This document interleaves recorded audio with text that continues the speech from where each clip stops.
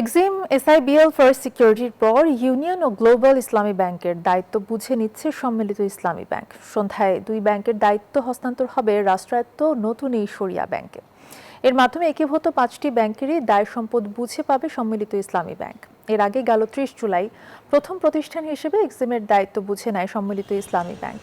পরবর্তীতে দায় সম্পদ হস্তান্তর হয়েছে এসআইবিএল ও ফার্স্ট সিকিউরিটি ইসলামী ব্যাংকেরও।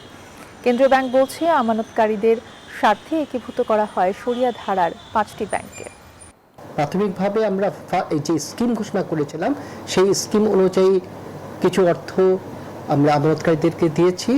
এখন ব্যাংকটি যখন পূর্ণাঙ্গভাবে স্বাধীন কর্মকাণ্ড শুরু করবে এবং ব্যবসায়িক পূর্ণাঙ্গ বাণিজ্যিক রূপ লাভ করবে, স্বাভাবিকভাবে তাদের মুনাফা অর্জিত হয়ে থাকবে এবং এই মুনাফার দ্বারাই যে ক্ষুদ্র আমানতকারী আছে তাদের চাহিদা বাকি অংশ ক্রমান্বয়ে পূরণ করতে পারবে বলে আমরা বিশ্বাস করি।